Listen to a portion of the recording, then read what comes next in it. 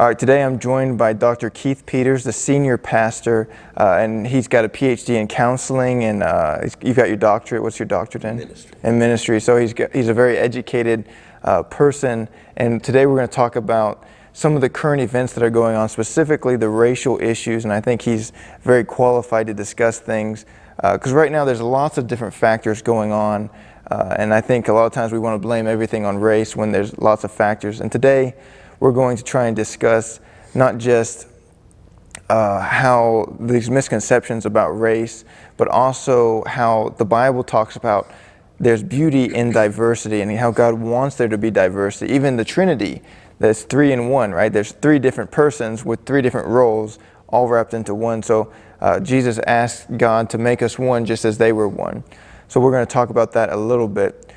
So today, I kind of want to start off this topic by just talking about cultural differences versus racial differences. How would you define race in your opinion?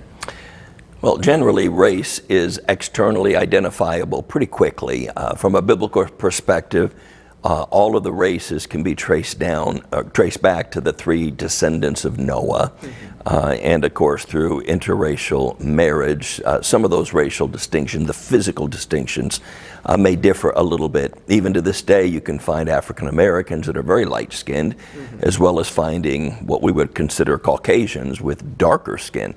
But generally, race is differentiated from culture by the external color of the skin, genetic features of that nature. Culture can change. There's South African culture, and there are many very white people in South Africa who have assumed what we would understand as South African culture. Yeah, so culture and race, they can have similarities by location, such as someone from Southeast Asia may have darker skin and a different culture than someone from Northeast Asia who might have lighter skin and a different culture. So there are some similarities there. And I think also something that I would say is another similarity is that we often pass down, of course, our genetic code, our racial, the color of our skin often is passed down from generation to generation, but then also our culture, our cultural values are passed down from generation to generation. So you may see people like a Chinatown, for example, people who maybe they came from China and they stayed kind of in a similar group and they continue to pass on the cultural values that they learned in China. They continue to pass it down. So sometimes I think there's a little bit of a misconception that race and culture are the same thing because they're very similar and that we pass them down. But the thing about race is we can't change it, right? We can change our cultural values, we can change our cultural practices, but we can't change our race. We can try and darken our skin or lighten our skin, but ultimately race is something that we were born with. And a lot of times I find that regardless of the race, we tend to try and stick together with people of similar beliefs or cultural practices. What would you say about that?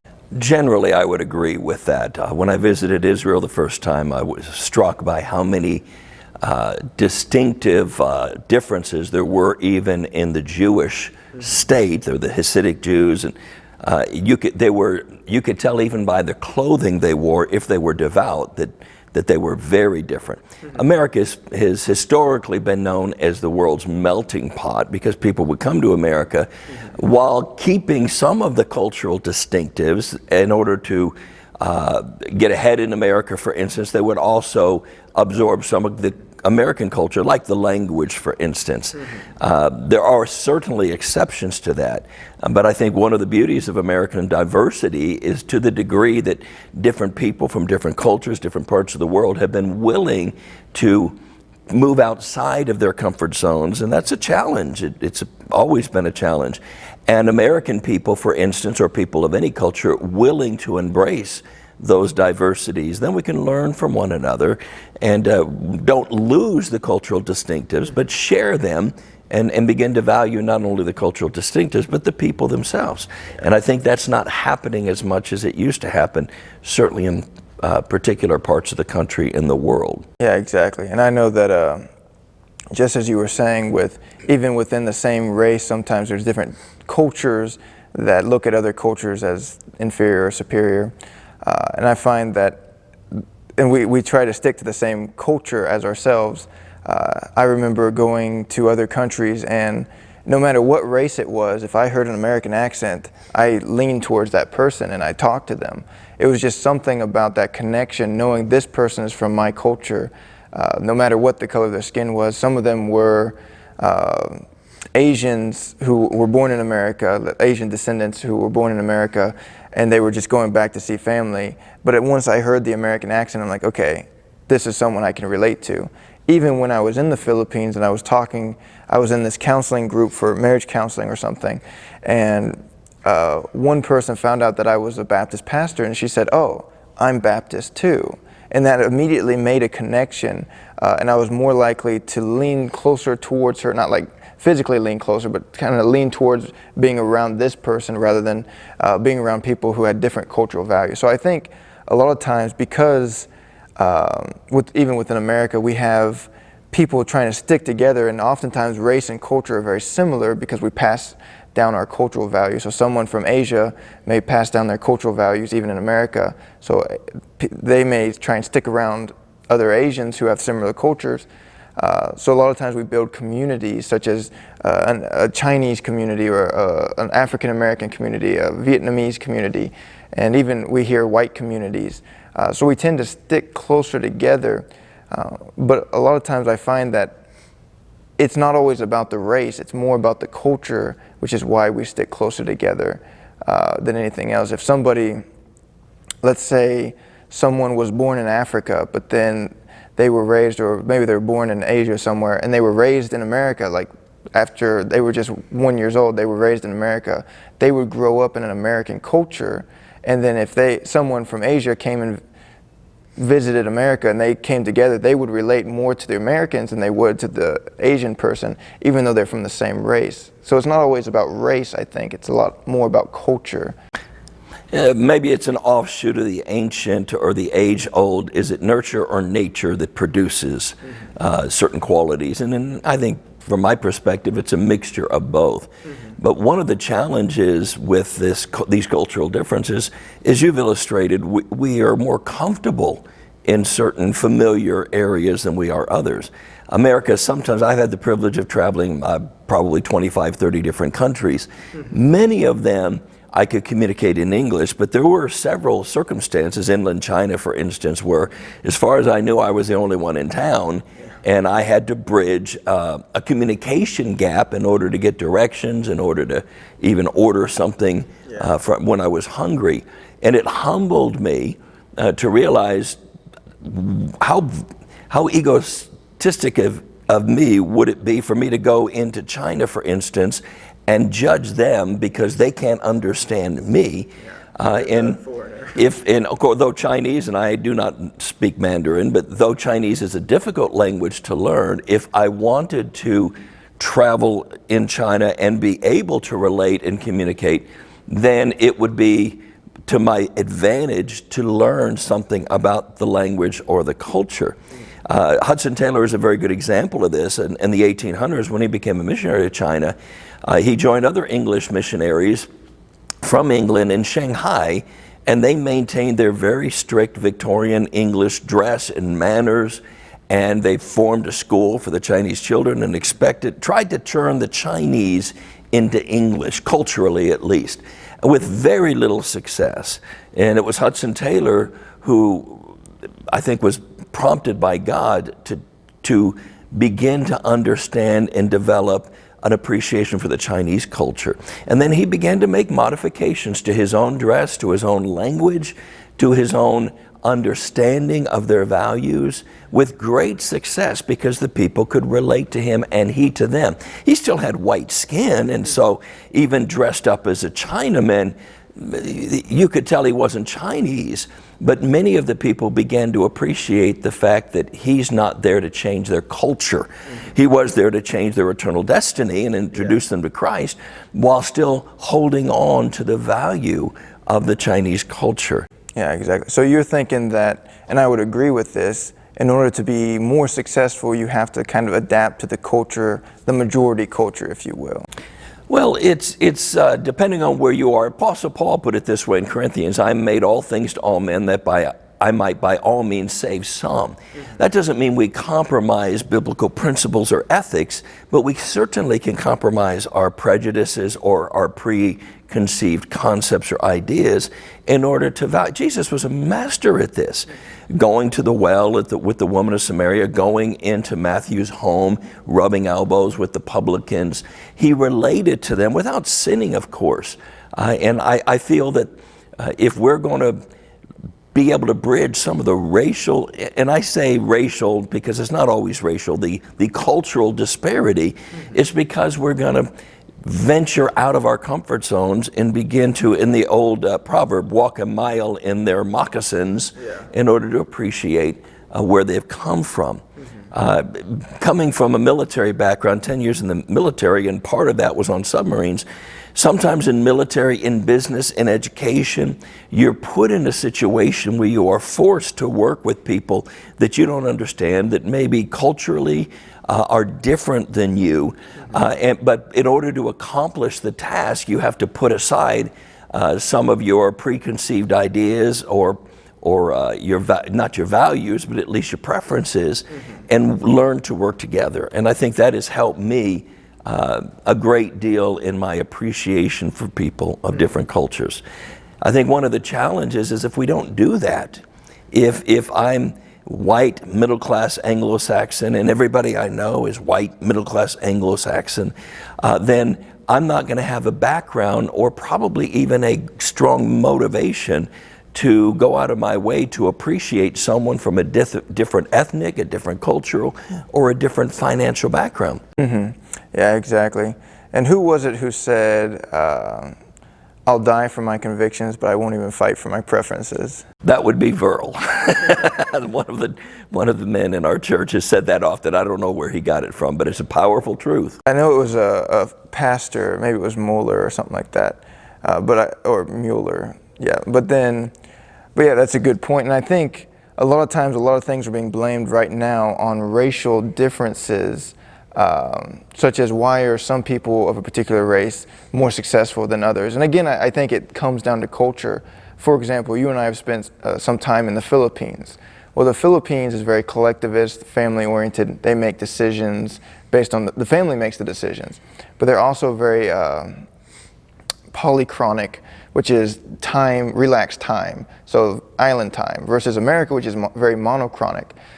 So in collectivistic cultures, they tend to be less competitive because it's more about the group rather than the individual. But in America, we're very individualistic, we're very competitive, and we're very time strict. So someone from a Filipino culture coming to America, unless they adapted to the very competitive and strict timing of America, they probably wouldn't do as well, they wouldn't be as successful in our culture, would you say? Yeah, let me give you an example from an athletic perspective. Many athletes are kind of egotistical. They can work very hard. I was an athlete in high school. I did football, basketball, and then gymnastics. But there's a very distinct difference between a group sport and an individual sport. In football or basketball, my success depended on the team. And the team's success depended on, to whatever degree I was involved, my adapting and adjusting. I coached basketball for a while, and even though you may have 5 very gifted athletes, basketball players, if they don't learn how to pass and block and pick and roll and assist, that is not going to be a successful team. When I did gymnastics, however, I was only competing against myself. However well or poorly my other teammates didn't necessarily impact me, and however good or bad I didn't significantly have an impact on somebody else's routine. And I think in a sense, using the collective or the individualistic, we're all more like, in America, we tend to think more like gymnasts, or I'm a runner, or I'm a swimmer, or I'm a tennis player, instead of I'm a team player. Yeah, exactly. And I think in order to succeed in America, sometimes you have to, yes, of course, be a team player. And a lot of jobs, you have to be a team player, but you also have to be competitive in jobs oftentimes, and in school. You're not going to have your classmate do your school for you. You're not going to work on projects together often. So a lot of times, you're the one who decides if you fail or succeed. And something that's been going around recently, and again, we've already talked about how it's not always about race. A lot of times it's about the culture. We can relate to people of the same culture. Sometimes it has nothing to do with the race. Sometimes it does. There are racists out there. We understand that. What does the Bible say about racism, in your opinion? Does it promote it or go against it? Oh, I think it absolutely forbids it. People of Israel in the Old Testament spent 400 years as slaves in Egypt. And yet when God delivered them, he gave in the law gave specific instructions on how they were to relate to other races. Now, people will confuse God's condemnation of false worship for his judgment of cultures. It's not of races, for instance. God was very specific to be kind, and even to people who are, he called them stranger. There's not like you. They may not be like you, but I don't oppress them. But there are some of the cultures surrounding them that had demon worship, child sacrifice, gross immorality, and God says, don't adapt those cultural practices. Don't allow those practices to become part of your life, or they will pull you away from me, which of course history has revealed has happened and is happening in our current country in some way. Yeah, exactly. And I think a lot of times people think that God is racist because he chose the Israelites. But the truth is, he made it very clear from the very beginning. He says, I choose you, Abraham, because through your seed, I'm going to bless all the nations. And time after time, it talks about all nations will come to God. All nations will be blessed because of this. So it never seems to imply that God hated a race because of their skin color. No. In fact, the first book of the Bible, Genesis chapter 12, where God called Abram out and gave him that promise. And then Exodus, about 500 years later, when God called the children of Israel out of Egypt and got them assembled together at the base of Mount Sinai, he was very clear in Exodus 19 when he said, I want you to be a peculiar treasure, a kingdom of priests. In other words, God's original plan was for the Jews to know him and then to introduce him to surrounding cultures. And of course, in the gospel plan, that is exactly what Jesus said. Go into all powers given me in heaven and earth. Go therefore and teach all nations. And the last book of the Bible, Revelation, shows the accumulation of that, where heaven is going to be filled with people from all language, nations, kindreds, and tongues. So I like to, if we're obedient, is the church. Yeah, I like to say it as in the Old Testament, when nations were being destroyed, stuff like that, I always say it wasn't because of the color of their skin, it was because of the iniquity of their sin. Well, to borrow a statement from Martin Luther in his I Have a Dream, he said, I look forward to the day when men will be judged not by the color of their skin, but the content of their character. And that's what God is always about. God made the nations. God made the cultural distinctions. So he doesn't reject any, but God looks deeper than the outside. When God sent Samuel to choose the next king of Israel, and of course we know him to be King David, but he was so insignificant to his brothers that when Samuel came, they left him in the field. They didn't think to call him. And when Eliab, I think it was his older brother, came, Samuel prejudged and said, he's good looking, he's strong, he's tall, surely the Lord's anointed is before me. But God says, don't look on the outward appearance. Man looks on the outward appearance. I care about the heart. I know something about this heart. I've rejected him. And finally, when the runt of the litter came in, David, he was just a teenage boy, nothing compared to his older brothers externally. But God says, I found a man after my own heart. Yeah, exactly. So just to kind of come to a conclusion, I'd like to do a second video because I have more to talk about. But just to kind of come into a conclusion, we've already talked about how the Bible does not promote racism.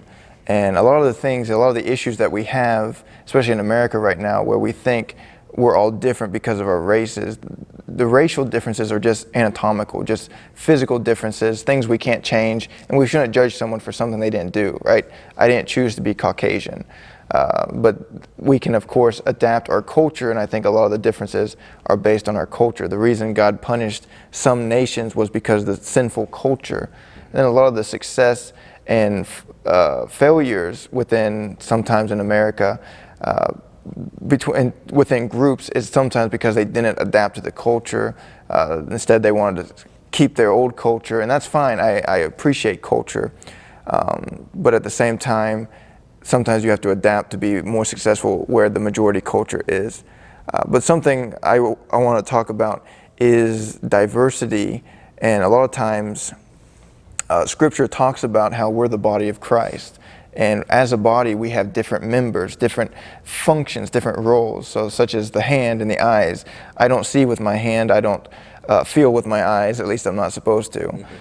So obviously, the Bible promotes this idea that we have different roles, we have different functions, and there's beauty in diversity, there's unity in diversity.